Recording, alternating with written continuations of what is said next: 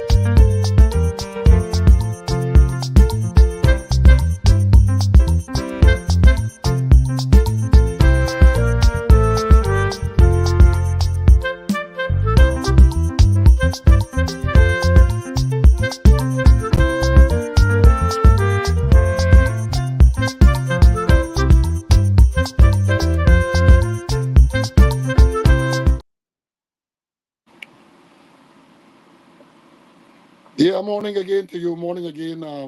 Unfortunately, I've not been able to resolve that issue. So what we're going to do, I'm going to try to, as best as I can, to give you some of the information that we have this morning. As you know, we normally say, let's celebrate the life of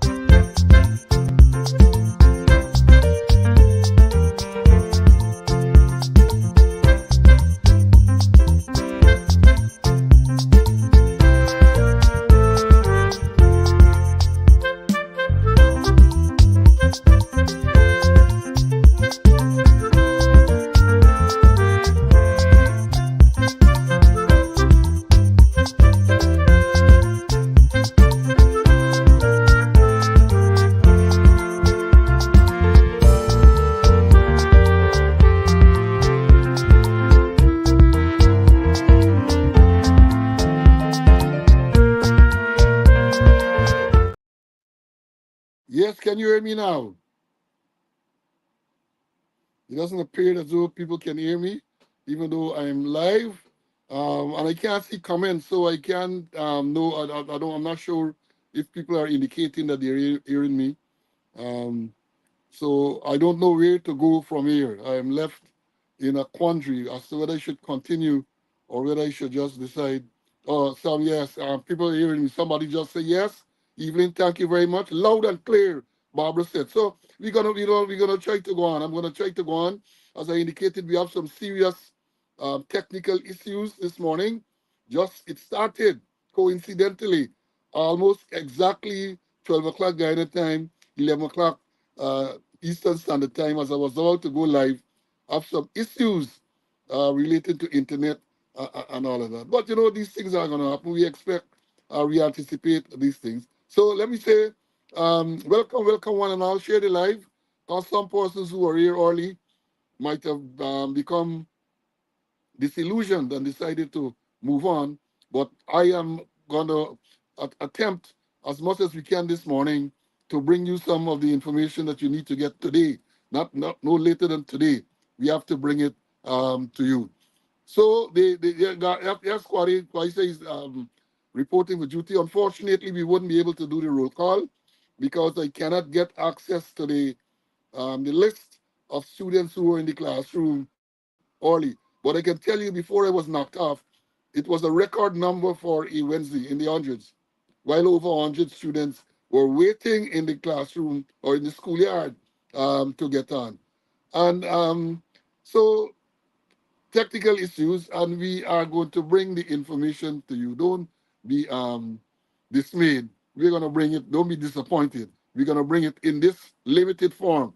Now, first of all, as I've said, we can't do any roll call because I don't have the list of the students who are in the schoolyard. But I can tell you that when this program was originally scheduled at just about 8 o'clock, lots of people came into the schoolyard, and when we went live, I can see comments coming in that people are there waiting. I can't even see the numbers and all of that, but we'll go. We'll do our thing this morning. I know Mr. Conway is here as well.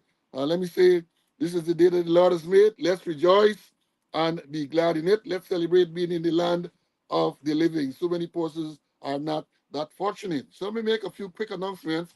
Then I'm going to bring in Mr. Conway, and then we're going to roll straight into the few things that we have to tell you about this morning. And the first thing, the announcement, well, I did announce the funeral arrangement for ex-sergeant Jennifer Langford. And just to remind you that she'll be buried on Friday the 1st of March, St. Sidwell's from 11 o'clock. And then interment, I'm not sure where, but wake is tomorrow night, Thursday night, at a residence in Prashad Nagar. And then we get to announce the passing of a retired Sergeant 8949. I call the number before the name because his name is Michael Clark. And you know, my squad mate 9500 is a Michael Clark. I think there's another Michael Clark in the force. We're not speaking about those. We're speaking about 8949. By information, he was at Mabaruma in the Northwest District for a long time. He also served time at the Presidential Guard. Information that he passed away recently, and they say here that funeral service on Saturday, the 9th of March. 9th. So we're going to announce it and remind you of it again. Then it came to my attention the passing of retired Sergeant Mohammed Hidu. His regulation number was 15533. Hidu, I remember Hidu very well. He worked at the narcotics branch for a number of years. He made quite a few cases, narcotic cases at the Timeri airport. The information is he passed away recently, died on Monday, according to the information. And he was stationed in the narcotics branch, as I said, and the funeral will take place on Friday at Verhaid, Kanji, Borbis, right? So, and then I did mention the death of Inspector Ovid Innes. Um, his number was 8391. So again, I want to express condolences to the relatives, friends, and of those who have passed, and I hope they rest in peace and rise in glory. Now to some happier news. The board day. Today is the board day of a very good um, colleague. I refer to no other than retired Woman Assistant Commissioner Claire Jarvis. She's celebrating her birthday today. Congratulations to you and all the best to you, Claire. Then we have what we have. We have some belated birthday greetings. Belated birthday greetings here going out to Woman Assistant Superintendent retired Colette Evans. Colette Evans celebrated the birthday recently. Um, and then it came to my attention, if you recall, a few weeks ago, we spoke about a training program. Mr. Connie and I spoke about a training program we had facilitated by some people from the Guy Mine Constabulary. And we mentioned Vibert Cummins, VG Cummins. We used to call him VG, very good Cummins. I learned this morning that VG celebrated his birthday recently. So I want to take this opportunity to wish VG belated birthday greetings, my brother. Belated birthday greetings. I will never ever forget that training program you had at the Lloyd Barker, all of the police officers, miss, with myself, Mr. Conway, and a few others. So that's by way of announcements. Now let me bring in Mr. Conway for him to say something to you now. CC? Good morning. Happy to be in the land of the living. I know that we're having some technical problems, but we will sort them out. And whether Pegasus at work or not, we will get through. Yeah, we will get you. We will definitely get you. Now moving on, let me tell you, um, there are a few issues that we really got to bring to attention. You know, when we discussed last week, we said we have to attack this police discipline thing, and I intend to deal with part of it this morning. But there were some issues that came up more or less overnight, and therefore I said that we have to discuss this. The first thing that I want to address, one of the overnight issues, is the memo from the memo from the chief executive officer of the Ministry of Education, the chief education officer, I think he is chief education officer. Yes, man. Look, this place is not a real place. Guyana is not a real place. We told you last week that the judge, I think it's Monday now last week, Justice Kissoud issued an order saying that the status quo must remain. You know, the teachers are on strike and we support them, and they're into what, their fourth week or something like that now, and they are continue. They have a just cause. So all of us, right thinking people, should support them. So they went to court through their attorney, Mr. Darren Wade. And the matter came up last week before Justice Kissoon. Because having gone on strike, the government said that they were not going to pay the teachers for the days that they were on strike, and that, excuse me, they were going to stop deducting union dues. You know, it's a practice. The government deduct union dues from the salaries of the teachers and remitted to the Guyana Teachers Union. So as part of the pressure campaign, they decided, as the government decided, they were not going to continue to deduct these union dues, and that they were not going to pay the teachers who were for the days that they were on strike. That matter went before the court. Mr. Wade took it, and last week Thursday, the judge made his ruling, Justice Kissoon. He said that the status quo should remain, and he prevented the government from deducting salaries from the teacher, and he tell them they have to continue to remit make deductions from the salaries and remit it to the union. And before I go further, you know, I told you all last week not last Thursday, but Monday, Thursday, Wednesday. I told you are on Monday that the real question to me is whether or not the government will follow the instructions or carry the order of the court. I made reference to two previous cases where they have not done so. I referenced the case with Courtney Ramsey. They have not carried out that order. And I made reference to the Postal and Telecommunication Workers Union pensioners. Since 2001, the decision was issued by the judge, and the government has not carried out that order. So I had my reservations as to whether they would carry out this order by the Justice Kissoon issued on the last week. And again, Justice Kissoon pointed out, and this is part of the thing, Justice Kissoon pointed out that the application made by the union had not yet been examined by the court, and it would be unfair to allow the government to go ahead with the deductions without first giving an ear to the Guided Teachers Union's argument. Before they said here, in another move to convince the judge, Nandalal argued that the relationship between the judge and the government are like that of an employer and an employee, and therefore such a relationship is private. He further promised, that is Nandalal further promised, that should the court rule in favor of the deductions being made from the teachers' salaries, once it has been found at the end of the court case that the government was in the wrong, those salaries will be refunded expeditiously. And then, in response to that, the judge asked Nandalal, why should the government go to the length of deducting the salaries when the matter is before the court, and then have to go to the trouble of reimbursing the teachers afterwards? This thing goes on to say, during the back and forth between the AG and the judge, the question was posed by the judge on whether or not he should bring forward the matter so that the decision could be made quickly. Wade had no objections to this, but Nandalal continued to push for the overriding of the status quo. And the final part I want to read here, the judge then ordered that the status quo remain until the matter is determined.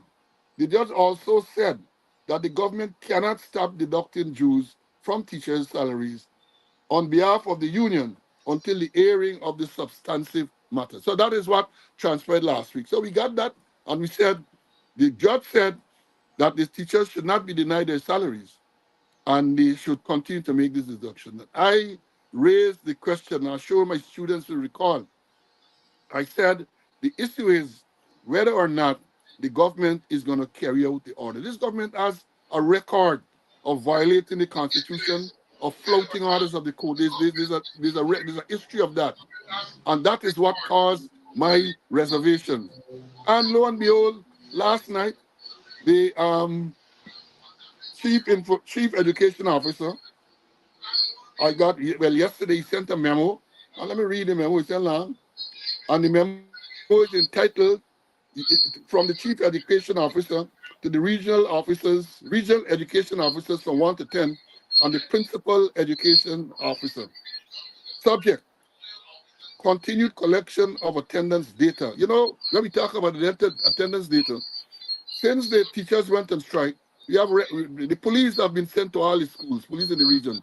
They go around fully armed, bulletproof vests, gun on the side, and making inquiries about how many teachers are absent and who come to think. And apparently they have been submitting that through some source to the government. So when they talk about continued collection of data, that is what he is referring to. And this memo is dated 27th of February 2024, that is yesterday. And it says, the Ministry of Education has received from each of the 11 education districts a list of teachers who were absent from the substantive schools without prior permission or leave up to the period of Wednesday, the 21st of February 2024. You are required to continue collecting this data daily and submit it to your respective regional RUs, as the regional executive officers, and copy your submissions to the Office of the Deputy Chief Immigration Officer Administration. To be clear, listen to this carefully. This is what the memo says. To be clear, the orders made by Justice Kissoon are temporary. The government of Guyana will not pay the teachers for the days that they did not work. We are advised that the final order from the court is expected to be made accordingly, and consequently, the information collected above will be utilized to determine teachers' salaries. Please note that all submissions must be made by 16 hours for the previous day. This information, this is for your information and immediate action. Signed, Saddam Hussein, Chief Education Officer.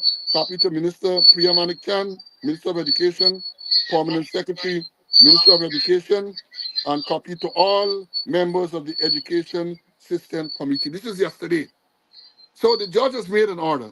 Let me analyze this. We're going to analyze this thing for you. He says in the one of the paragraphs there that the order made by the judge is temporary. Of course it is.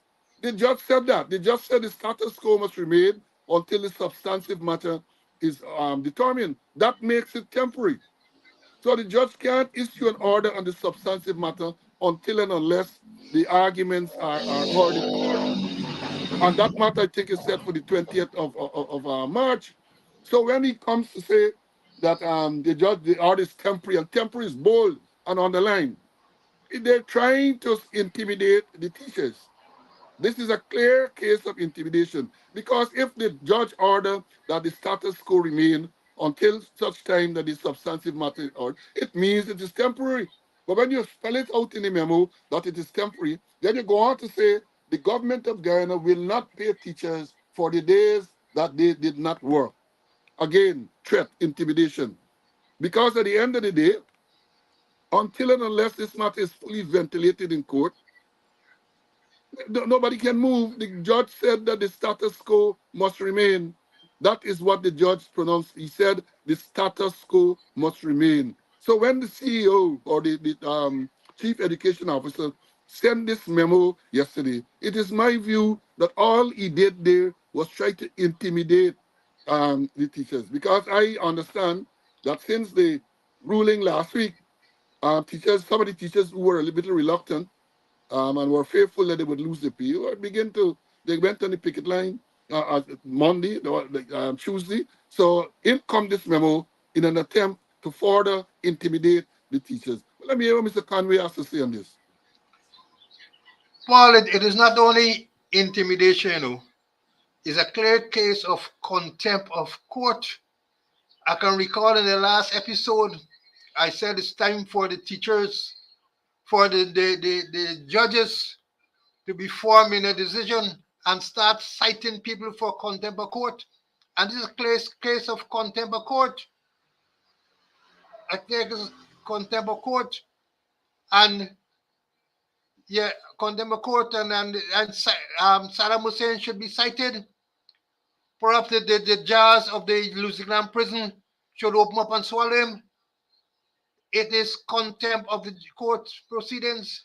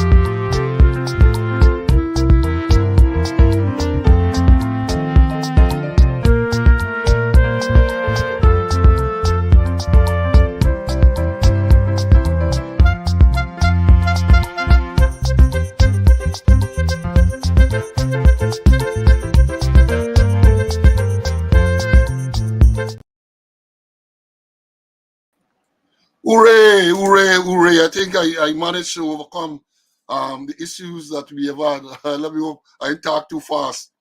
Let me hope that I haven't spoken too quickly. But yeah, I am back on the computer. I was trying a thing on the phone, and then someone called me and knocked me off completely off the system. So when we were the last we were thinking, Mr. Conway had started to speak, and then I think I lost him. So let me bring back Mr. Conway in. CC, this morning is a testing morning, man. Testing morning. Yeah, the we will prevail, man. We will prevail. Let's continue to feed the positive dog, and we will prevail. Don't mind if Pegasus or not, that we will prevail. I was saying, Paul, is not that only intimidation of the teachers, but is gross contempt of the order of the judge. And at the last episode, I said it's time for the judges to get serious with persons who are contemptuous.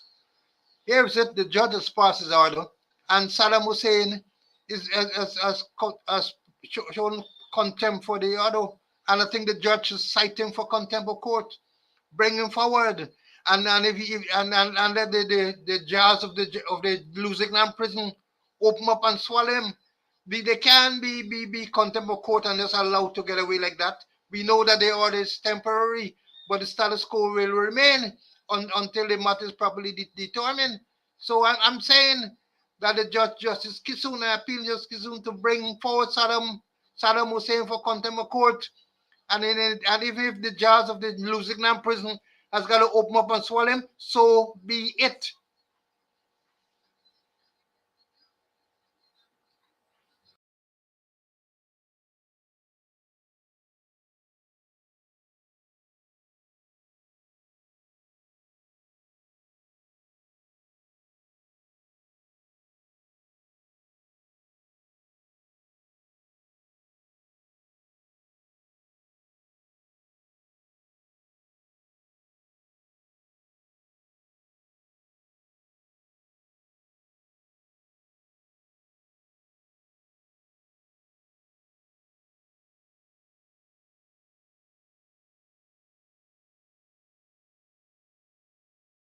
I'm saying that, yeah, sorry about that. My mic was on mute. So thank you, students. I'm saying that he doesn't have to say that the order is temporary. The mere fact that the judge ruled, the judge said in his ruling that the status quo must remain until the substantive matter is heard, that makes it temporary. That in itself makes it temporary. What more do you want? Then, so therefore, it can only be an attempt to intimidate. And as I indicated, the teachers are educated people. They are educated people. Guyanese people are sensible and educated, and they know exactly what the judge said and how to interpret that.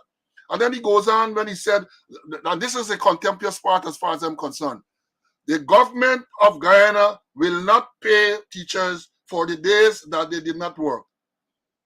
This is challenged in court. The matter is sub judice. How can you, the chief education officer, make such a statement? How can the chief education officer make such a statement? The government of Guyana will not pay teachers for the days that they did not work. That is being challenged. And therefore, for the chief education officer to send a memo and make that pronouncement, that, in my view, is contemptuous. And let me wait to see what will happen. These people have been getting away with far too much. They have no regard for the Constitution. It was ruled in 2022 that 2023 rather, last year, that the president violated the Constitution in the matter that I took up to court. So it is there on record. He violated the Constitution on that one occasion. There are other occasions in which the Constitution is deliberately violated.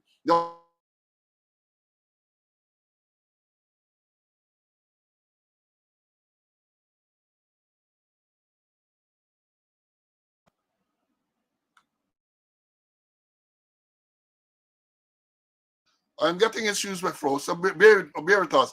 The order is made. The judge makes the order for you to go and to put in a memo that the government will not pay workers for the day they did not work. That is contemptuous. That is contempt. And then he goes on to say, we are advised that the final order, final is in bold and underlined. From the order, we are advised. Who advised them? Who is it? The legal advisor for the government, the attorney general, who advised them that the order advised that if a final order from the court is expected to be made. Of course, the matter is going to be ventilated again on the 20th of March, I think it is. And at that stage, or some subsequent date, a final order will be made. So to put this thing in a memo and circulate it to the regions, it is in my view, this is designed to intimidate or to further intimidate the teachers. And brothers and sisters who are teaching, you have the full support of most right-thinking people. And what is biting them, what is biting the government, is the fact that many of the people in their so-called strongholds are out in their numbers. So this thing is not a political thing. The vice president, the second vice president, claim, oh, the thing is political, and all because Coretta McDonald, is the general secretary of the teachers union, and she's also an opposition member of parliament. So they claim that this thing is political. And I told you last week, somebody said to me that my crystal ball working. It working. It working. I told you last week, I said last week, but it might have been Monday, that the workers at Albion, the cane cutters, they call them cane harvesters, same people, went on strike on Monday morning. And I got a note this morning which says that there was a meeting between some of the representatives there and GAU and perhaps the ministry, people from the ministry, and the workers turned out to work this morning. Listen to me carefully. Teachers in their fourth week asking for a meeting to discuss these issues. No meeting is granted. The president and they're not going to meet with the teachers. Guy Suko, some of the employees on Albion went on strike. I think it was Monday morning, a couple of days ago. My information is they had a meeting with GAU and other representatives, right? And the matter is resolved. They turned out to work at 6 o'clock this morning. That is the information I received. So as we say, this thing, how can you then say, you know, they jumping all this thing is political? The teachers, you have a just cause, stay with it. Nobody with Saddam Hussein. And I know Darren Wade is a fighter, and he would have seen this memo, and I hope that he takes the appropriate action. As CC said, I hope the jaws of the prison opens and swallows this contemptuous chief education officer. How can you're in a country where it's just lawlessness, president violating constitution, police commissioner dismissing people without due process, police officer laundering money. All of these things are going on, and no proper action is being taken. And then they're the same people talking about democracy, they're talking about inviting foreign investors and all of that. Corrupt, dishonest, that is what you have. Again, I say before I bring in Mr. Conway to close this issue, this memo, I want it to be analyzed by Mr. Wade and those persons, because I'm saying this is contemptuous and they should get back to the court as quickly as possible and have this thing resolved. Don't wait until the 20th, because I think the matter comes up on the 20th of March. Don't wait until then. In the face of the order issued by the judge last week, the chief education officer has the audacity to say that he's sending a memo, and in the memo, he's saying that the government will not pay teachers for the days that they do not work. And that is a substantive issue before the judge. But he already pronounced that we are not going to pay. Let's say until the matter is determined, or you put in no rider, there's no clause in it. It is clear the government will not pay teachers for the days that they did not work. That is what he said. If that is not contempt, I don't know what is. Mr. Conway? Yeah, Paul, I just received some information from two sources that Justice Kissoon has summoned Saddam Hussein to appear in front of him at 1:15 in relation to the letter that he wrote. So at least I'm happy that the Justice Department, that the judge has taken some form action. So I hope he goes there. I hope he goes there in handcuff and foot shackle. I hope he goes there. If Saddam Hussein is summoned to go before the judge sometime this afternoon, I hope he goes there with handcuff, and I hope he goes there with foot shackle, right? Because it is, as we say in Guyanese parlance, it is blasted I passed. For the judge to have issued an order last week, I think it was Thursday, or somewhere around then, and for this chief education officer to write this nonsense, to write this thing, and then he said he was advised. Well, if it's that man give the advice, I wouldn't be surprised because, as I said, there's ram goat advice. The fact that the judge has made an order, you should not be writing any memo commenting on what is being done there.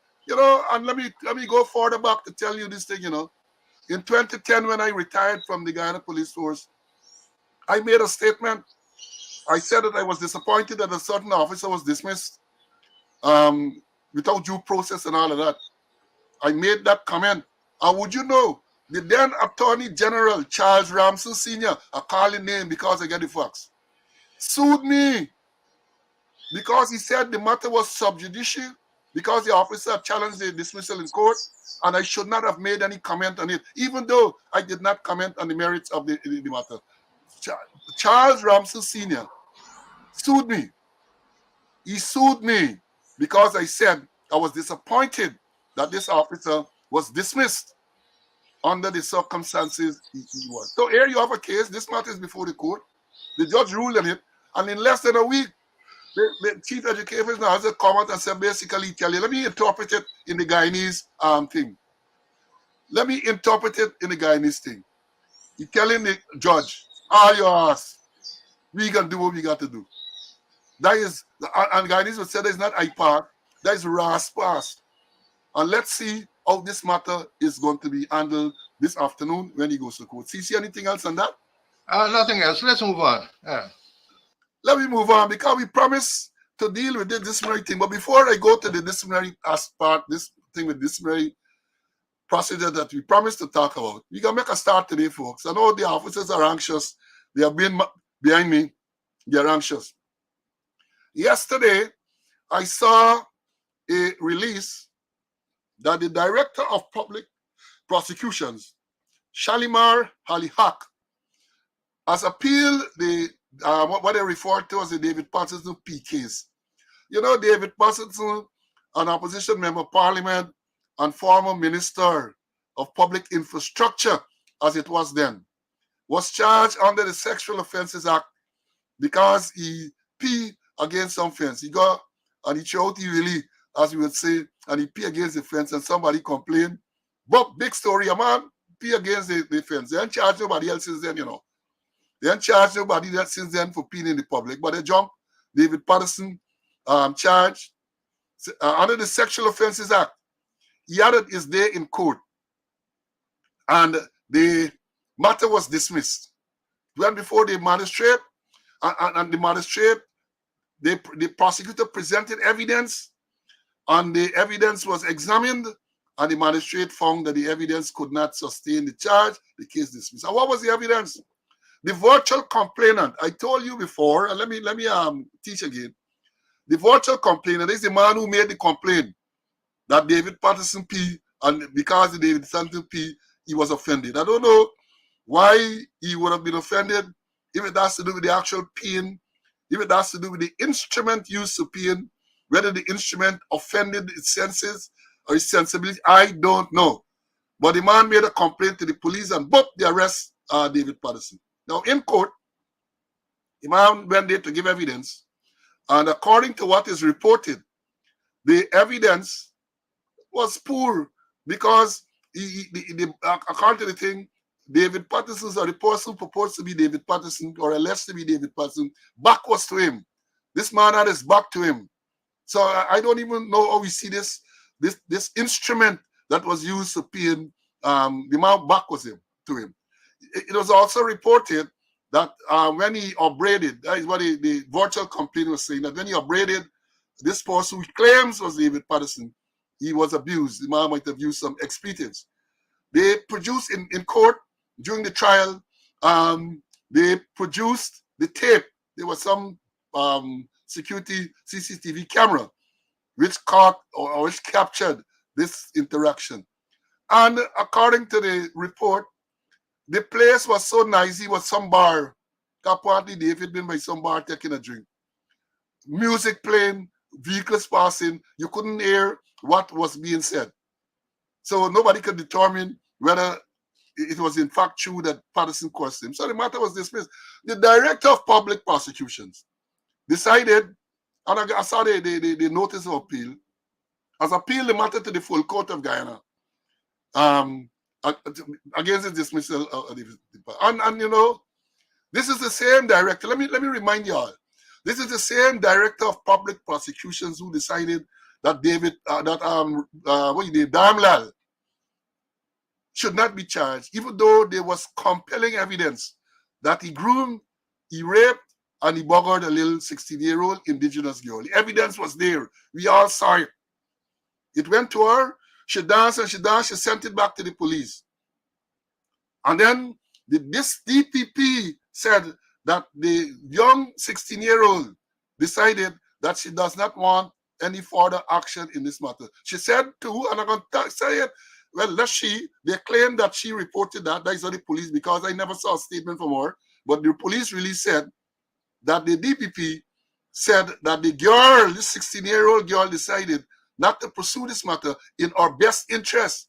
And I asked the question then, and I'm asking again, since when a 16-year-old can decide what's in our best interest? She had even reached majority age. And that is what we have. This is the same DPP. And you know, many times we say the DPP, but the DPP don't work alone. There are others in the office. And my understanding is that the majority of those persons working in the DPP's chamber are female attorneys, and they sit and they allow this type of travesty. Daramlal, no charge. But then what happened? David Patterson charged, went before the court. He had his day in court.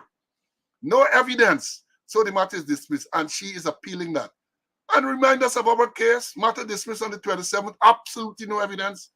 As a matter of fact, one of the attorneys said that he couldn't understand how people with legal training could have gone through that file and decided that they were going to pursue a charge. In our case, 20-something persons gave evidence in the matter. 20-something persons.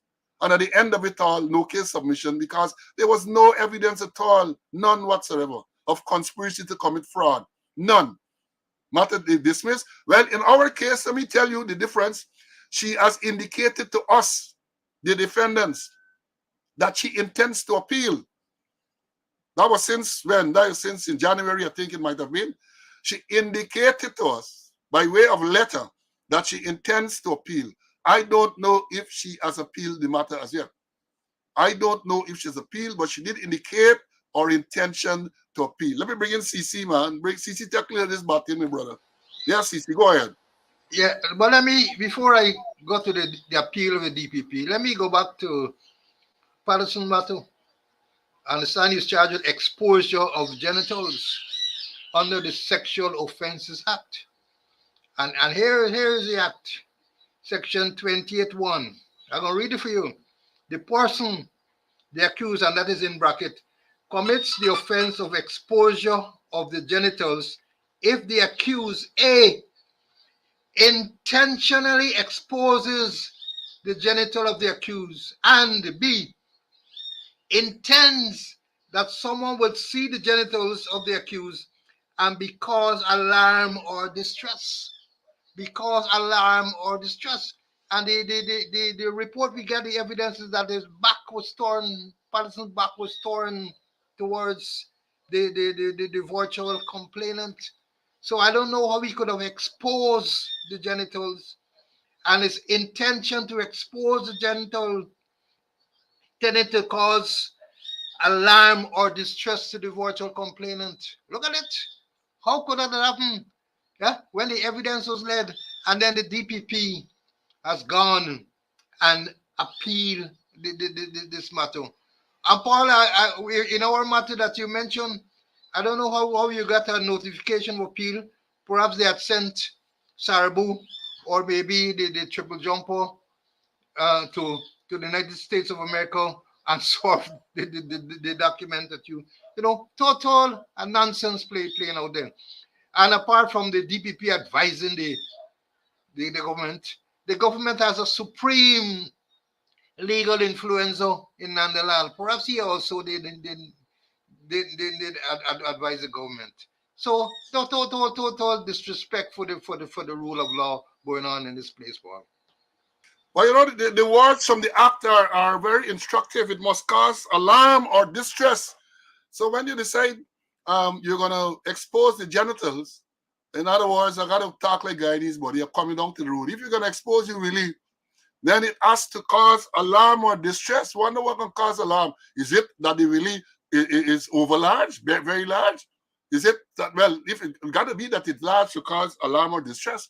Because I believe it is, if it's little, if it's like the biome, that means you really can't even see anything. So there's nothing to alarm you or distress you. So that those words are important. It must cause alarm and distress. In other words, when you see the so loud and it going to the, remember I told you about the Godi thing? You got a man who, a friend of mine, just teased about the Godi. Alarm or distress. Loco, ehe, wada. Loco, hehe, and wada. The three categories of Sungu. This morning is of wow. Some of you don't know with Sungu. The three categories of Sungu. And in the country we used to say you get Sungu or Godi. Don't laugh, Godi man. Whatever I say, laugh. Because when you there come, them live gonna laugh you. They only laugh, they got bun fed up on you as well. They are going to bun feather on you as well. So look how you come in the opposite direction and you see the bulge, and somebody say, look, oh, that man got Sungu. And then in the next case, you think, and then as you get closer, somebody say, the man get Sungu. So you get loco, you get And then the thing there, when you glance, you come closer, you see, say, water, a water. So you get loco, and a water. So we don't know what really going on. Let me come back to some serious points here now. There's a little levity this morning. But let me come back to the serious thing. I see Diane and all of those people laughing. They are like here, but this Godi laugh. Heather, all y'all here, y'all Godi thing. We say, as little boy growing up in the country, when you hear the word used to go around quick, when a man gets Sungu. And then sometimes them up on the bicycle, they got to take them to fix it on the bicycle, lest they squeeze the little boy and kill him. So they got to fix it properly. And the word used to go wrong. They used to say, if a man is Sungu the wrong, you get foul feather. And you burn the foul feather, and the Sungu just roll. That's what we used to say as little boy. You see, you get uncomfortable, you twist it and turn it, they go the rolling because of the feather. So I don't know what goes on now, but yeah, I said don't laugh. I used to tell you don't laugh, Godi man. And we used to make a point, say you gotta laugh. Because when you turn come, you can't prevent them little boy from laughing. That is what we said. Now before I go, somebody said, everyone say cracking up. Everyone say cracking up. I gotta lighten up your Monday man. One matter before we go into this discipline thing that we talk about. And an introduction we can do this morning. Now, last week, I love my students, man. I love my students. Last week, we spoke about the police officer who is alleged to have attempted or laundered money through the police credit union. You know, man have deposited $16.5 million, and then it was returned. And I don't know the circumstances that caused it to be returned. I guess those were alarmed as well. Those people would have alarmed and might have been placed in distress because the amount of money that was deposited. I'm sure they would have never ever seen that sum of money being deposited at one stage. I'm sure about that. I'm sure about that. So one of the students who apparently has some knowledge in this thing, he put up a comment. I did not see the comment during the program because as I have explained to you folks, during the program I don't read many of the comments because it can distract you. And I don't want to be distracted. So sometimes what happens when Mr. Conway is on, I would take a peek to see some of the comments. So last week, but religiously, at the end of the program, I will run the comments to see if people ask questions that should be answered and so on. So I ran the program that I said last week, Monday. I ran the program Monday. And one of the students made this point. He said, and it's relation to this $16.5 million that was attempted to be laundered through the police credit union by a senior officer of the Ghana Police Force. And here what the student said, I'm reading it. something is being overlooked about the management of the police credit union. Then he asks the question, who has the power to appoint and remove the workers of the credit union? Because, as we have reported, the people at the credit union at the time when this money was attempted to launder to it have been removed. Police said a transfer. So he's asking the question, who has the power to remove those persons, whether they are policemen or civilians? Then he makes a very he makes a very, very important point here. He said, no senior police officer or the commissioner of police can override the legal committee of management. You know, credit union has a committee of management, and they are the people who implement the rules and all of that. They said the commissioner of police and no senior police officer can override a legal committee, got to get elections and they're installed and so on. Then he goes on to say, the credit union is a legal financial entity in the law and has to be managed separately from the police. Let me read that back. The credit union is a legal financial entity in law and has to be managed separately from the police force. It also falls under the amended Money Laundering Act. That is what this brilliant student pointed out. And as a matter of fact, I can tell you, I never even considered the management aspect of the police credit union. And that is even more reason why this thing requires a thorough investigation. And then he goes on to say, obviously, the student has knowledge in financial area. Hear what he says. He asks some questions. He said, how was the $16 plus million returned to the senior police officer? Well, we know it was returned in two black plastic bags, two scandal bags, as according to what the Jamaicans would say. It was returned in two plastic bags, cash. Granger's $5,000 bills. Then he said, was it by check or bank transfer? Well, I've answered that. Then he said, if by check or bank transfer, the credit union would have legitimized the cash. If the credit union had returned the money to the senior police officer by check or a bank transfer, they would have legitimized the cash. The possessor, that is the senior officer, would then be able to have it in a financial institution without having to answer too many questions. By just claiming that it was a payment from the credit union for a transaction with it, the money is laundered through the credit union to another financial institution. Apparently, that was the intent. So, congratulations, student. Come to the front. And yeah, people make these comments, and I think I have to bring it to your attention. Up to now, I'm not aware of any investigation is being done, because this issue here, this comment from the student raised a very interesting question. You're not only investigating the actual money laundering, but you're also investigating all the rules. God, this is a financial institution. The police credit union is a financial institution under the laws of Guyana, and therefore, there's a committee of management. How can this senior officer just arbitrarily move the people in because they did not cooperate with him to have the money laundered? This thing requires an investigation. Mr. Conway, let me bring you in. I can remember issue, when Larry Lewis was the commissioner of police, and I was privileged to attend a meeting with the police administration, senior administration, and the committee of management of the credit union. Larry Lewis had wanted to borrow some money on behalf of the police. And the committee of management, I think it was led by a superintendent, torn him down. Said, no. It cannot happen. And we are led by the committee of management, and we're not the Guyana police force. And he was very annoyed. He used some nice flowery language after the meeting, but he had to back off, because according to the rules, the committee of management, not members of the Guyana police force. So the point raised by your students is very, very instructive. Very instructive, but we look on and see what will happen, because no investigation has been done so far, although the extended squatter is very much aware of what took place. He's aware, and the fact that if you're not causing an inquiry to be done, because remember, let's understand clearly, and this is going to move us straight to the other program where we deal with discipline. Let's understand clearly.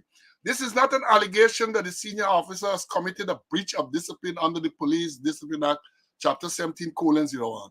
This is the allegation that the man might have been engaged in money laundering, which is a crime. And therefore, and we're going to come to it when we deal with the Police Discipline Act, anyone can investigate a crime.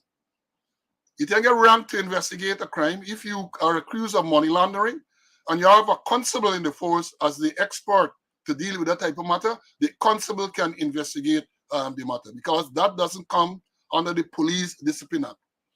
And we're going to move right away now into the Police Discipline Act, Chapter 17:01. Because for the longest while, we have been putting off this and putting it off.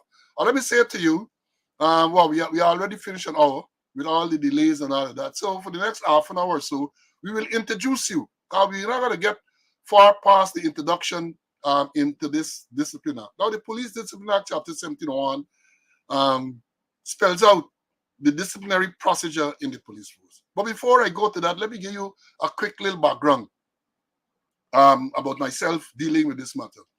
I was, for years, since I was a corporal, and I'm going to explain to you why. The tactical service unit where I came up in the early days always had a lot of defaulters. And defaulters are people who commit breaches. Always had a lot. And therefore, you always got a whole set of charge sheet. And the basic thing was absent from duty. And then one time, dirty in person, and that type. Those type of trivial offenses, but they were numerous. And what I would do, there was a man, it's so much so that in the early days of the TSU, you had separate persons, officers, inspectors, subordinate officers, assigned to deal exclusively with disciplinary matters.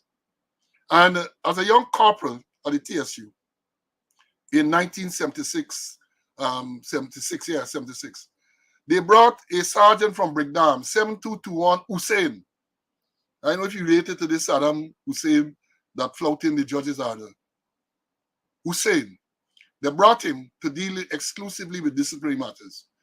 And what he used to do, he used to encourage me as a corporal to write up the notice. I used to write up the notice and give it to him.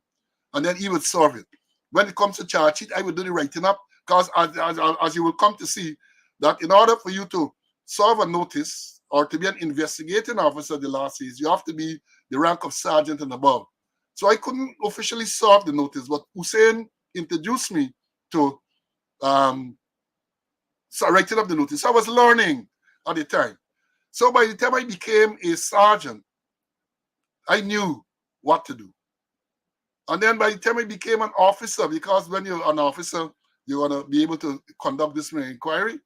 The late great Duncan Clark taught me how to conduct disciplinary inquiry. So by the time I became an officer, as a matter of fact, I can tell you that you have to be sworn ex officio justice of the peace to become, in order for you to be an inquiring officer. Again, you have to be an ex officio justice of the peace.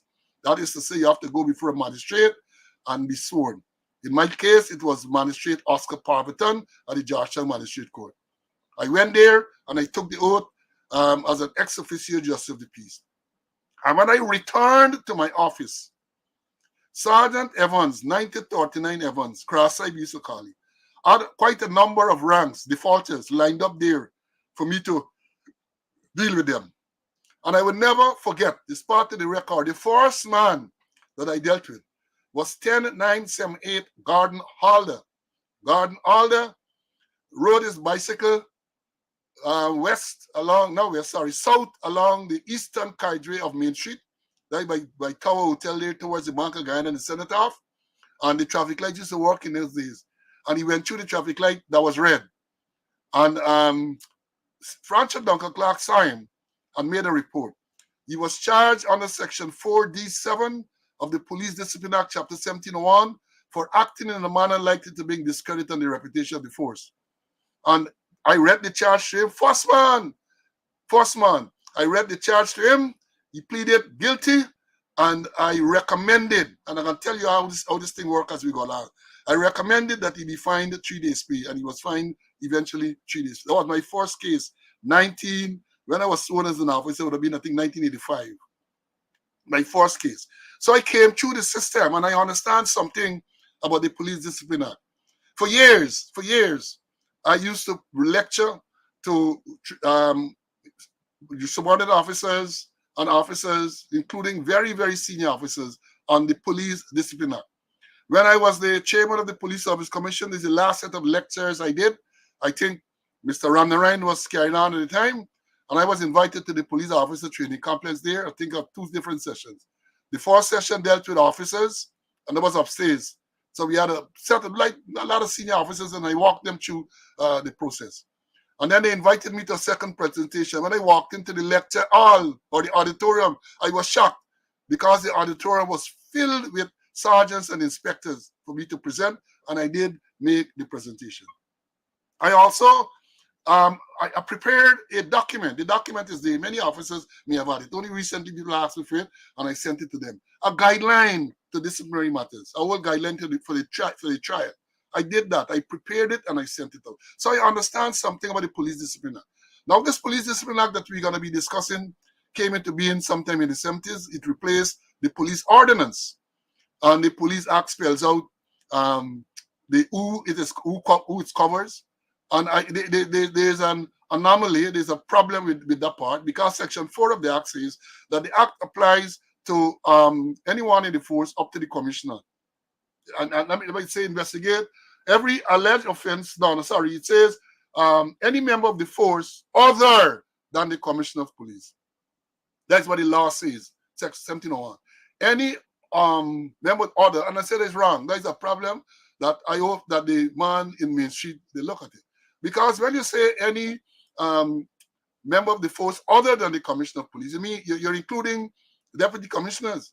And I make the point that you cannot, when you read other provisions of the law law cannot cover deputy commissioners, because it says, part of the thing, and we're going to talk about when we talk about the investigation, that every alleged offense against discipline shall be investigated, and they tell you, as soon as practicable, by a rank no junior, but well, you got to be a sergeant, and you have to be senior to the person who is alleged to have committed the offense against discipline. Later again, first of all, to start the investigation, you must be a sergeant. And in any event, you have to be senior to the rank who is alleged to have committed the offense. And that, I say, there's where the problem is. So if the deputy commissioner is alleged to have committed a breach of discipline, there's only one person in the force senior in rank to the deputy commissioner, is the commissioner. So you're going to say that the commissioner can investigate. And even if you were to argue that the commissioner can investigate the deputy commissioner, then who will conduct the disciplinary inquiry? You can't expect the person who investigate to conduct the disciplinary inquiry as well. So there are those problems. So the Act covers, it speaks about who can be disciplined. It outlines the offenses from A to Z. It talks about the whole procedure of breach of discipline, notice, and all of that. It spells out the whole process. And I have always said, if you are a member of the force, whether you're a constable, you're a subordinate officer, you're an officer, you ought to know the Police Discipline Act inside out. Because as a constable, you can be a defaulter. As a subordinate officer, if you're a sergeant, well, constable, lance corporal, corporal, defaulter. You can also, in some cases, be a defaulter's friend, which we're going to discuss as we go along. If you are an officer, you can be a defaulter, and you can also be an inquiring officer. So you have to understand the whole system. So the Act covers those people. It spells out the offenses, and then it says how the matters are to be investigated. But before I go into all of that, I think my colleague, Mr. Conway, would like to tell us something about discipline. Let me tell us something about discipline and the importance of discipline in your life, not only in a police force or a military organization, but discipline as a way of life. So let me bring in CC. Take it over, CC. Okay, thank you. Just some information. I just saw some footage where Saddam Hussein turned up to High Court, I think Court 3. He said he was summoned by the Justice Kissoon. Anyway, now let me try to put this thing discipline in But proper see, before you go context. on, the man had on any jewelry, bangle and so. No, no, Just no, take no, it no, down. no, no, no. He went on his own, man. You went They in they, your own they free will and extended it. volition. They extended the normal courtesy. They don't do like Man, what they do somebody should have Ashley Singh and them, somebody you should know. have hook you up by your pass back, man. Only by your No, pass back there. Like come to his senses. no. Mix up his sense and the nonsense. On his own volition, yeah. And Yeah, he, go and I ahead. think part thing he say, did carry a jail sentence, You know he carry a jail That's sentence. the contempt court. But again, I mean, Justice Kissoon was nice to Justice Kissoon to summon him. But I would have expected, and I been this is I would have expected that when he came in some long ago, judges would have sent him down to sit on the bench until at a later time. Yep. But I said, look, you go down there and at 3 o'clock or sometime you will come back to me and we can discuss. Let him understand. Let all them liars that are in parliament and all of those who say advice, let them come there and line up. Because the education minister is a lawyer too. Let all them come and line up to represent you and to say, oh, they're sorry. But let me see what can happen. But the crystal ball has said to me, when I look at it, ooh, crystal ball, say the judge can buck you up and he can come with some apology later, which will be accepted. Let me see, and maybe even withdraw this offensive memo that he sent. Go ahead, CC. Yeah, and I recall 2 years ago, I mentioned it in a couple of sessions ago, that when Justice Keith Messiah cited a certain lawyer for contempt of court, was in the morning, and he said, Counsel, I'm citing you for contempt of court. And I put down this mother at 1 o'clock in the morning session. Orderly, take good care of him. And the orderly had to arrest him until 1 o'clock. Anyway, let's get back to discipline. Sometimes when we hear the word discipline, the first thing we come to our mind is punishment. Since you're disciplined, you're thinking about punishment. Yes, it is punishment, but there are other things too. It is punishment, and it's about it's a reward and punishment, like a carrot and a stick. And discipline is training expected to promote desired behavior. We talk about control behavior. We want persons to behave in a certain manner. That's why we have things like rules, regulations, restriction. We have the Police Discipline Act. And the purpose of discipline, as I understand it, is to promote desired behavior. We want people to behave in a certain manner. And this is done by encouraging acceptable behavior and punishing for unacceptable behavior. That we reward people or we encourage people for acceptable behavior and then we punish them for unacceptable behavior. So, in terms, we have negative discipline and positive discipline. And some of the positive discipline, I'm going to just mention some. What we do, we promote, we give letters of commendation, we train, we transfer, we do job rotation, we do a job enlargement, job enrichment, we give awards, we give medals, we give extra duty. And extra duty I'm talking about is like when your friend from Jamaica going to come there to Linden there and perform. The police will perform extra duty, but there's extra duty on payment. That's part of positive discipline. And we give medals. I'm talking about medals. I can't remember when last the police had a medal parade. Those ranks working in the interior location, you used to get border medals. And years now we haven't heard anything about ranks at the border, getting border medals and other things, the medal parade, efficiency service medal and those kind of things. And negative discipline now is that we demote, we dismiss, we suspend, we interdict, although they get a man in Borbis that they're not interdicting a corporal. I understand he was a intelligence man for the squatter TSU, and he said that hey, the squatter can't do nothing, the squatter can't interdict the because he gets secret for the squatter. We find people, we give them CB and drill, we demote them and we deny them promotion. But sometimes how we discharge discipline is not what it ought to be. They got something which I learned at the FBI called gunny sack approach towards discipline, which occurs when managers, supervisors accumulate negative behaviors of a subordinate officer and then dump them all at one time of the officer instead of dealing with them as they happen. I sometimes they wait till a man commit 5, 6 offenses and then you dump all. And perhaps if you have dealt with it as relative, as close to the violation, the person might have had an opportunity to change, and they change their behavior. But and many times we take too long to really to deal with disciplinary matters. I remember when Timothy McVeigh and his partner bombed the state building at Oklahoma City. Several persons died. President Bill Clinton said, the action that we will take will be swift, will be certain, will be appropriate. And very shortly, they held Timothy McVeigh for violation of a traffic offense, and they link him to the thing. And they charge him. The charge was they charge him, and he had the appropriate punishment, death by lethal injection. So, in terms of dealing with discipline, I want to suggest to the policemen, supervisors, the commanders, that it must be swift, it must be certain, and it must be appropriate. And on another issue, discipline and moral are closely related. Moral is how a person feels, and discipline is how a person acts. And the level of moral affects the employee's conduct. The higher the moral, the less or fewer problems, disparate problems you have.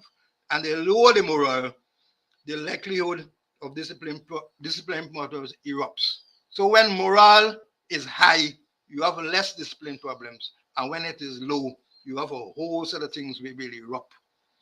So, and my thoughts are with those policemen at those border locations, morale is very, very low. They're not looking after them. They're living in the houses, which are where poke knackers living in better condition than them.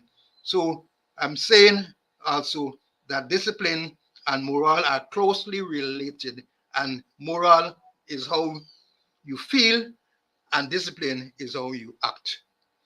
So that's what I want to leave with you today. Right, thank you there, my brother. Thank you for giving that background as to what discipline is. But I come back directly or specifically to the Police Discipline Act, Chapter 17, colon 01. Now, let me understand what happens. First, you got to understand that Section 5.3 of the Act spells out who can investigate discipline. Let me pull up the Act and read Section 5.3 to you. Section 5.3 of the Police Act speaks to who can investigate. And it says, it starts out by saying, oh, bear with me, let me pull it up. 5.3.4 speaks of all the offenses to be committed and so on. And 5.3 says, the investigating officer shall, as soon as practicable, inform the member of the force alleged to have committed an offense against discipline in writing, in a language he understands, of the offense which he is alleged to have committed, and the particulars of the facts constituting the offense, and of his right to refuse to make any written or oral statement to the investigating officer, unless he so desires. Now, let me address that part. Now, basically what he's saying, that before an investigation commences, as soon as practicable, you have to serve in what we call a breach of discipline notice. The defaulter, that is a person who is alleged to have committed a breach of discipline under the Police Discipline Act, Chapter 1701, has to be served with a breach of discipline notice. And the notice tells him, him or her, you are hereby informed that I'm investigating a report of breach of discipline made against you. In that you, or in that between you, if you talk about you on a particular date, or you between two dates, you did so. Has to be in language that he understands. You are hereby informed that I'm investigating a report of breach of discipline made against you, in that you are alleged to have done so. And then there's a certificate, the fourth certificate.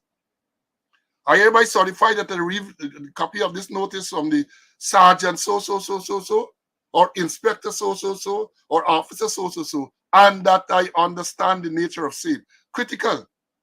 Remember, the Act says that only from a sergeant can investigate. And it tells you further, we're going to go into it. in fine detail. So it is important, therefore, for that certificate to be signed and the rank of the person clearly stated. And here was the first problem I understand. I can't believe that people have said to me, people have asked me the question, who should sign that first certificate? And all the years I thought that was straightforward. The certificate says that you are hereby informed that I am investigating a report of breach of discipline made against you, in that you did so on or between some time. And that would suggest to you that is what the defaulter has to sign. He's signing to say that he has been told that.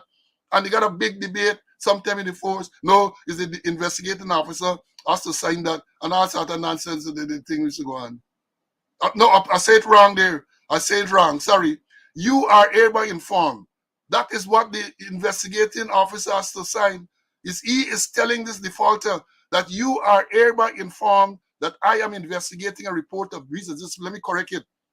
So the first certificate is signed by the investigating rank, because he is telling the defaulter that he's alleged to have committed this offense.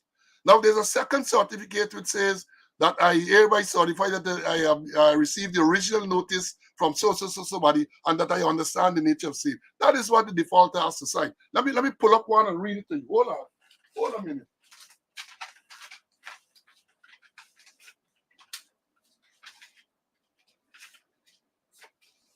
Right, sorry about that. Here what the notice says. You are hereby informed that I'm investigating a report of breach made against you in that right? And then it tells you contrary to what section? Contrary to section 4N, which is absent of the Police Discipline Act, chapter 71.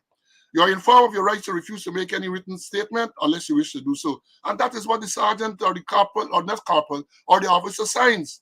And then the second certificate says, I hereby certify that I receive a true copy of this notice from Sergeant so, and that I understand the nature of sin.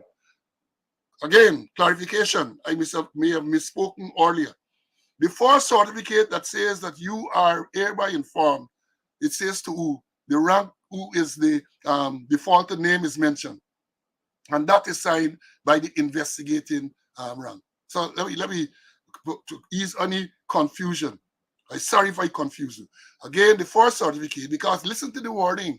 You are hereby informed that I am investigating a report of breach of discipline made against you, in that you did so.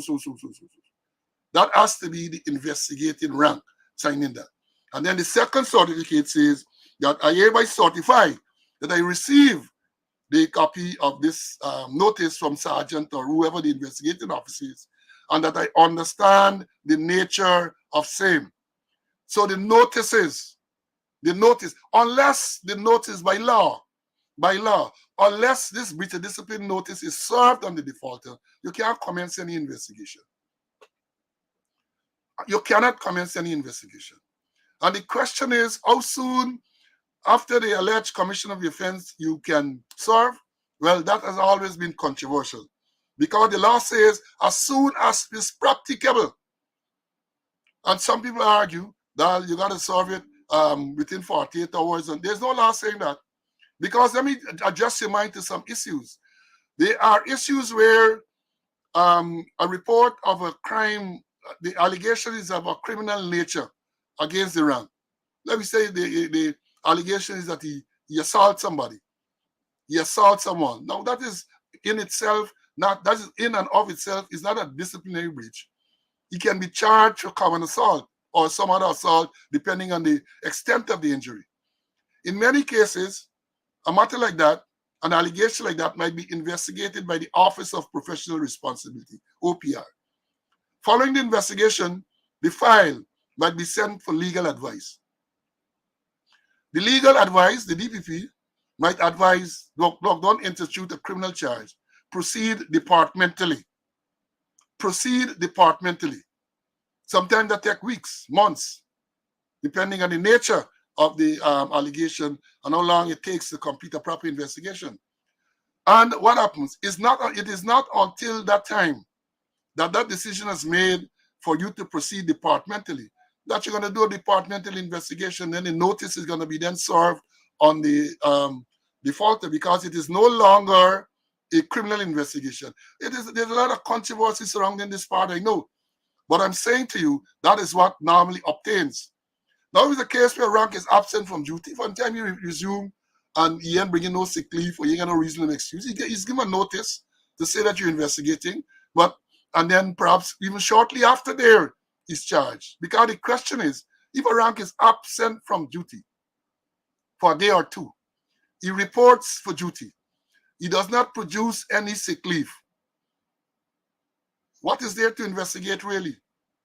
He ain't got no sick leave. It's just for him to get the discipline notice, and following the discipline notice, you can serve the charge on him.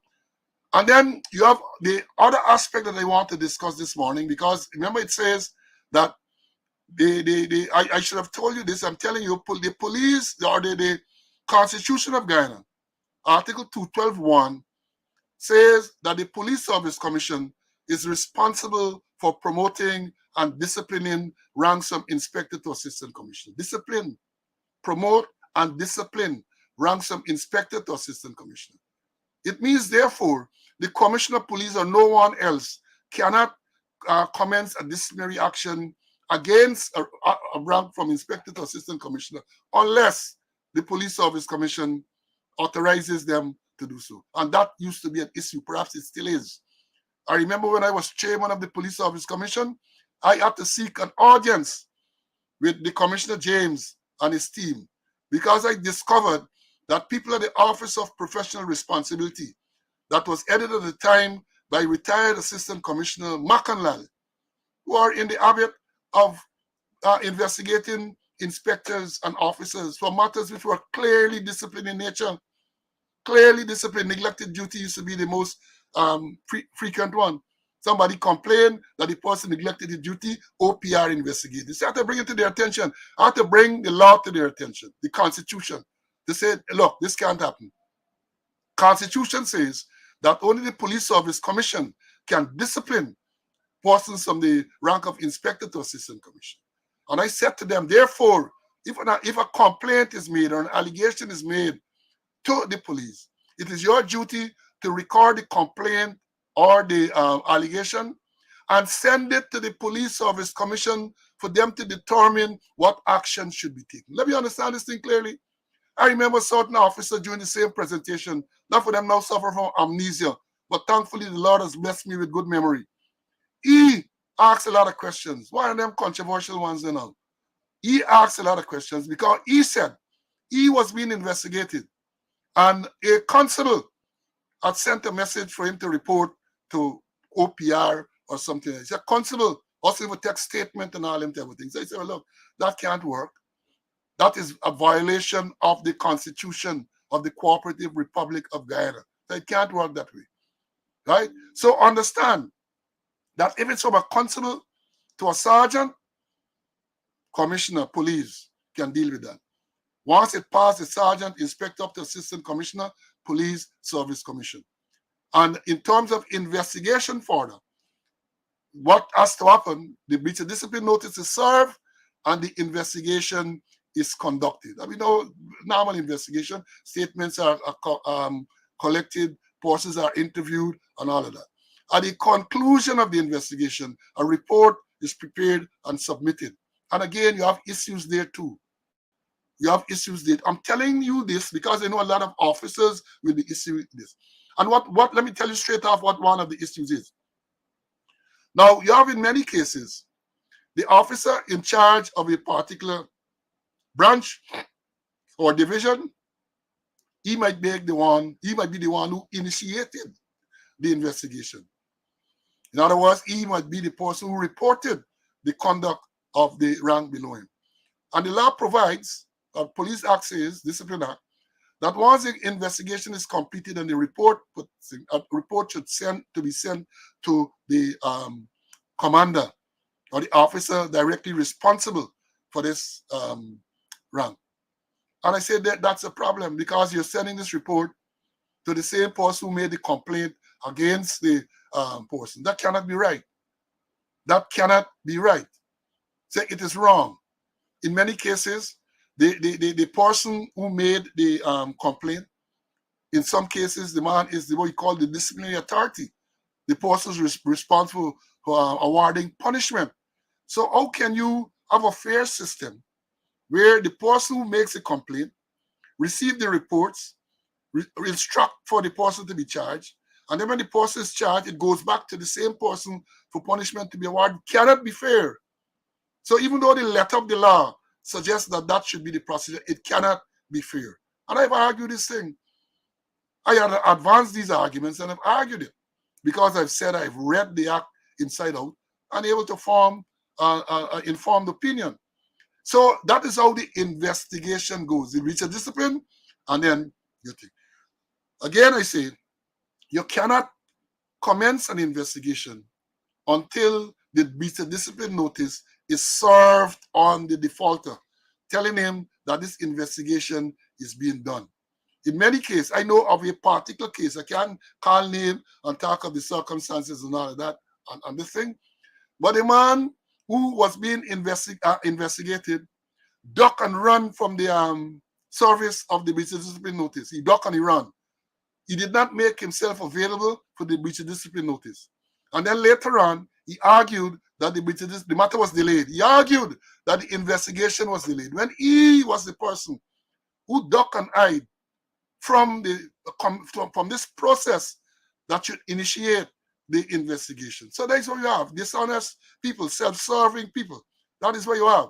So that is that part of it. There's a lot more for us to talk about. As I said, this is just a tip of the iceberg this morning, introductory part. The investigation. Investigation, you got to be a sergeant. And they also says, this law says that the investigating officer can also be the presenting officer. And who is the presenting officer? The presenting officer is the man who will present the case when the trial starts. In other words, he's going to be the prosecutor. But in the Police Discipline Act, those terms are spelled out. You don't call the person defendant. You say defaulter. The man who's presenting the case, you don't call him the prosecutor. He's called the presenting officer. That's what the law says. It's not me saying that. 1701 says that. He is the presenting officer. They say the investigating officer can also be the presenting officer. So once you've investigated, and let me run it to you. If you're a constable, you're a corporal, right? The investigating officer, lance corporal included. A constable, lance corporal, a corporal, the investigating officer can be from a sergeant up. If you're a sergeant, the investigating officer has to be from an inspector up.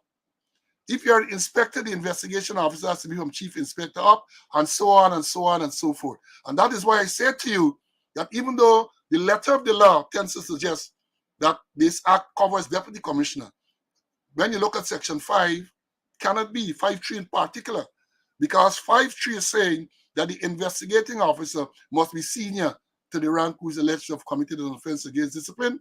And again, I say, if a deputy commissioner is alleged to have committed an offense against discipline, you can't have a deputy commissioner investigating it because it's in violation of the law. You can't have the commissioner. Well, you can have the commissioner investigate it, but it's not practicable because if he investigates, when they come to the next stage of inquiry, who is going to inquire? Are you going to have the same person who investigate to conduct the inquiry? The law doesn't allow for that. So that is why I say that is a little issue there. Well, let me bring in Mr. Conway. We all want to let me try to wrap up this. Mr. Conway, go ahead, please. Yeah, and you just to reiterate what you mentioned, and for the sake of emphasis, in terms of discipline, awarding punishment, constable to sergeant commissioner, inspector to assistant commissioner, police service commission. And we're saying that also the players that are involved, some of the players involved, is that the person who's investigating must be from the rank of a sergeant and a higher rank from the rank who's alleged to have committed the offense. Therefore, I'm just repeating some of the things you're saying, is that if an inspector commits himself, chief inspector upwards, there must be a rank higher than the rank who's alleged to have committed it. And there are some other players which I'm sure we're going to look at in necessary in this order. You have the defaulter friend, and we have the trial officer as the case may be. But over back to you.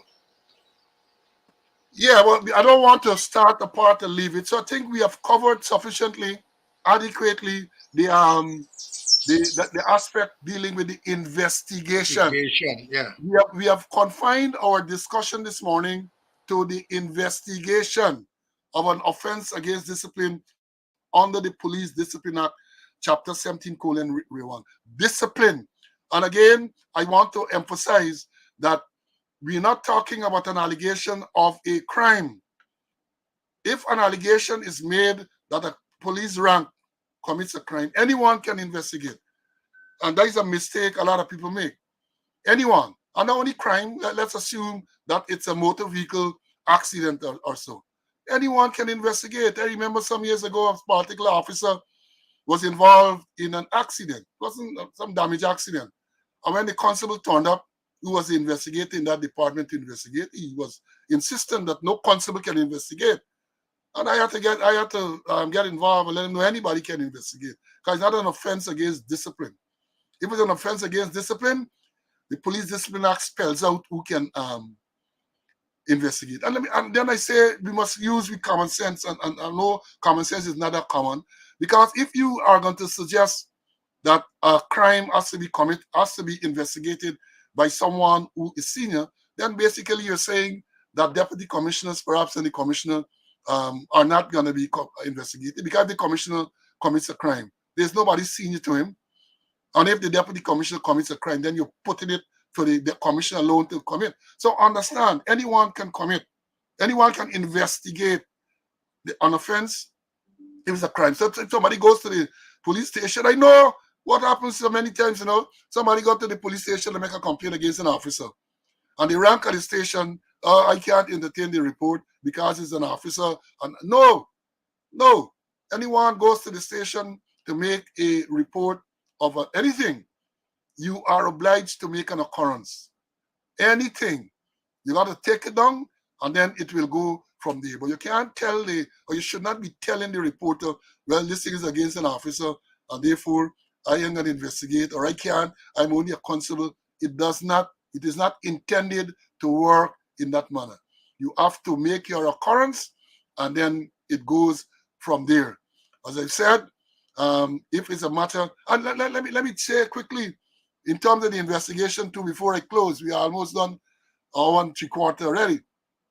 Now, what we have to recognize that back in the day, in the 70s when I joined and so on, inspectors and officers never used to go through this process, They were not subjected to this process, only from sergeants below.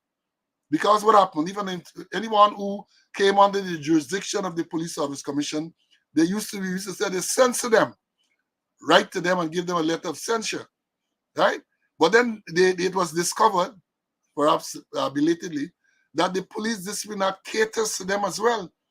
So I think it was much later, maybe in the 90s, and therefore, that you find inspectors and officers start to be dealt with under the Act, and they get a charge sheet, get a notice on the charge sheet.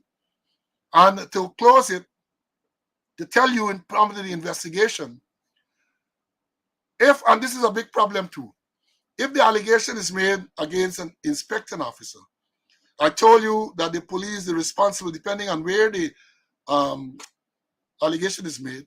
Most times it is made in the force. Most times when the police officer commits himself, somebody report to the police.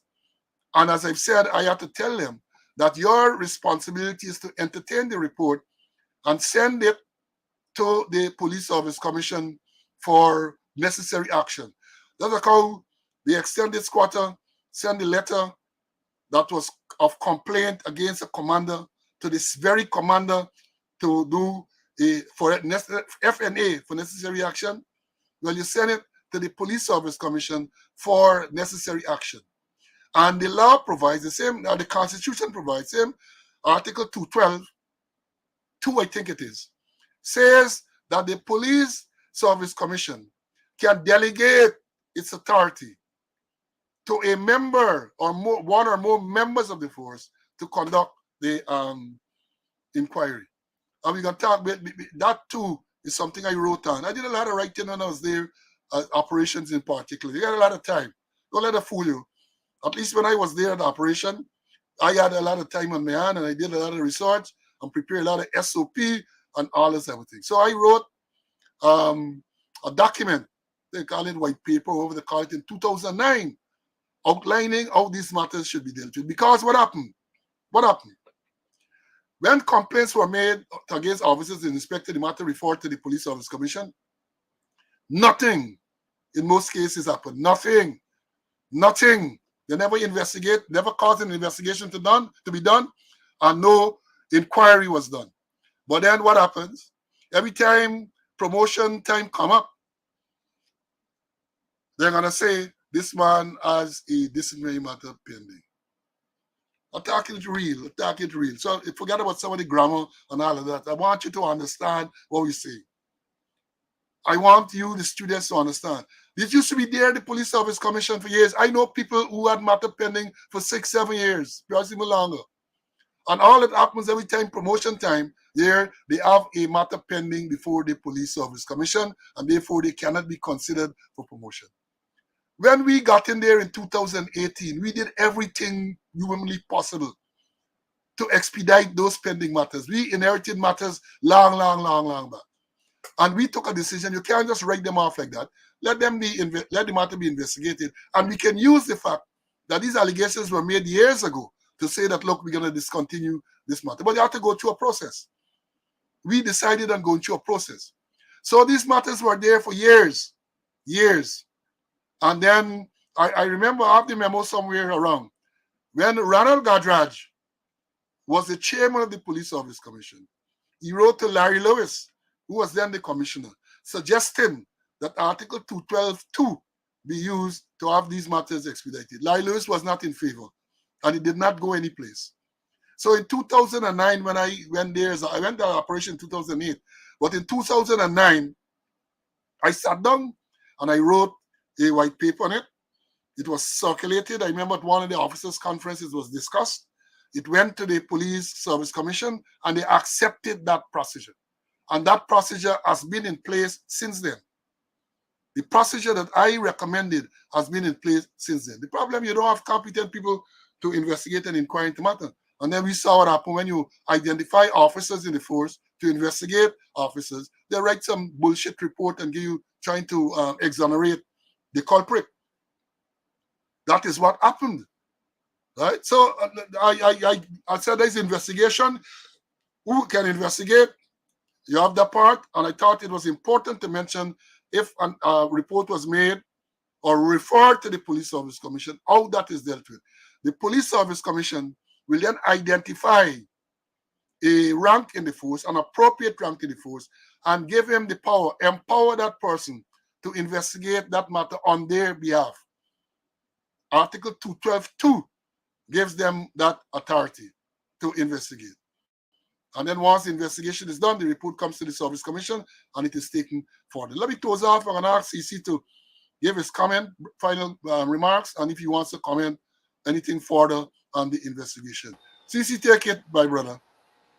We have laid the foundation for us to jump off of the next episode. We talk about who could investigate.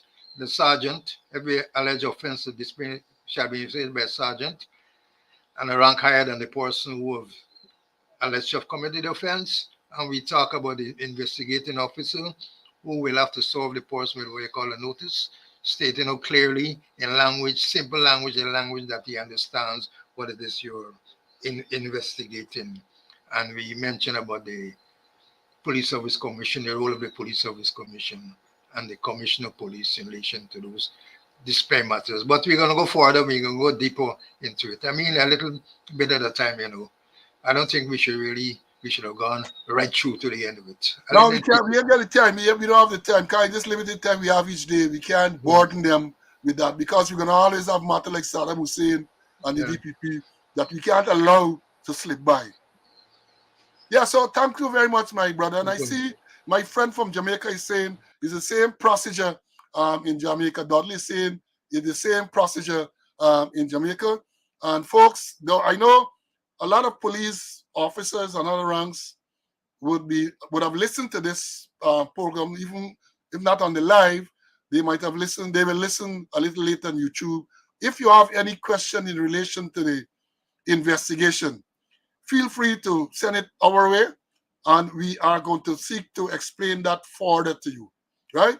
If you get anything that you're not clear on, that we have said this morning, and remember this morning we tried to confine our discussion or the lecture on the investigative aspect of the Police Discipline Act, Chapter 71. Just that.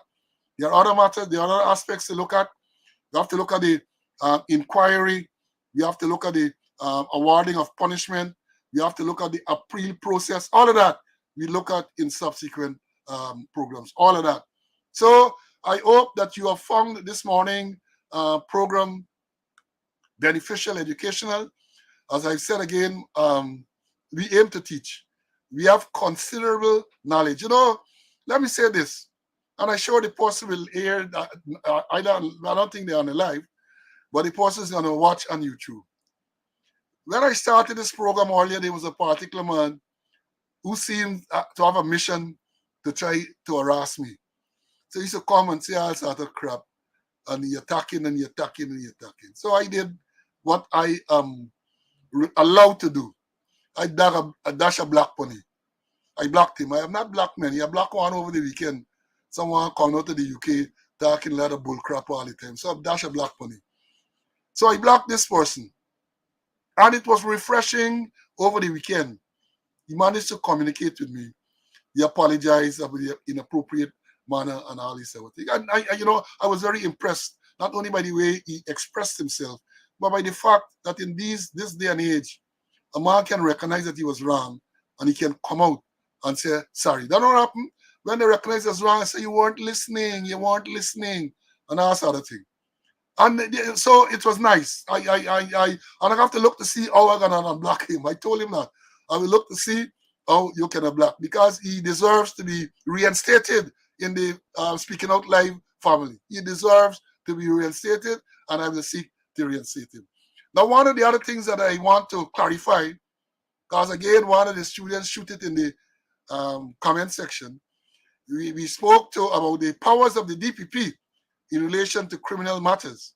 And I think we weren't clear as to whether the DPP can intervene in civil proceedings. Well, we have researched it, and we can tell you the DPP power relates to criminal matters, whether they are public criminal or private criminal. What is a public criminal? A public criminal is a matter instituted by the police or one of these agencies, like CANU or Custom. Those are public criminal matters.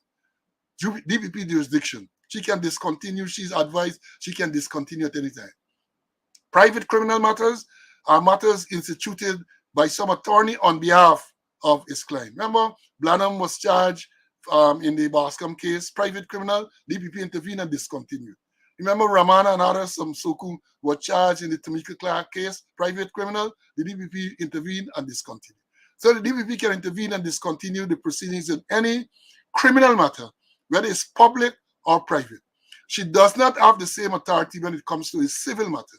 So if you institute a civil lawsuit against anyone, DPP can't come and discontinue that. I think we weren't clear on that during the I think it was Monday. So I hope we clarify that now for you students. Again, we do research, and we make mistakes from time to time. We make mistakes. When we discover those mistakes, it is our duty to come and to clarify. And that is why I love going through the comments at the end of the program to see the comments that are made, make a note so we can address them in a future program. We have said a lot this morning. We had to apologize for the challenges. Lots of challenges we had this morning. Lots of challenges. We can't get on. No internet. Then we try a thing on the data on the phone. And then, oh Lord, we had a challenge. This is the most challenging morning that we have had since this program commenced. The most challenging morning. But we overcame it. I tell you, we're not giving up. We overcame that challenge, and for the past hour or so, we have been able to bring it to you in the usual manner with background and all of that. So, folks, I know we promised to seek to bring in a third day, but I can tell you, I am up to my neck in work, up to my neck. But as soon as we get the opportunity to give you a third day to deal with specific subjects, we are going to do that. We are going to do that. So the next program is scheduled for Monday. I want to again tell you, subscribe to the channel on YouTube. Um, Go to the Facebook, like the page, so that you can get notification and you can help to popularize this program much more. So until next Monday, when we, oh, I almost forget. I almost forget. Today is the 28th day of February.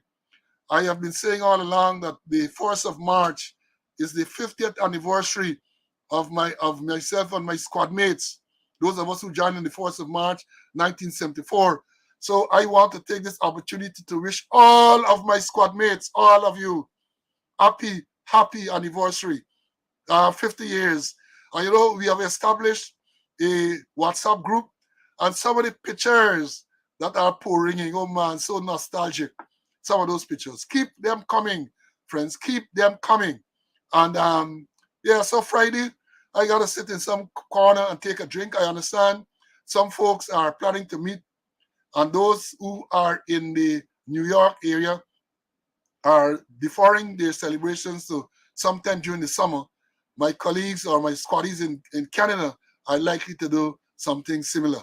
And they even said perhaps we can always go over to them. They can come over to New York and we can have a grand time and reflect on some of those things. Reflect on some of the good times we have. Look, let me tell you, I am seeing some of those pictures, group pictures and so on. I ain't even recognizing the people. Until you put a name, you say this body is supposed to be so. Then you can say, oh yes, it is so. 50 years is a long time. And then of course we mourn the passing of so many of our squaddies over the years. And yes, folks, yes, 50 years. So congratulations to us all. Let's continue to do our best to be in the land of the living and try to be safe. All of us, whether you're a squad mate or not, try to be safe. And God's willing, we will see you on Monday for next episode of Speaking Out, Exposing Corruption and Incompetence. Until then, have a good day, have a good week, and stay safe. Bye.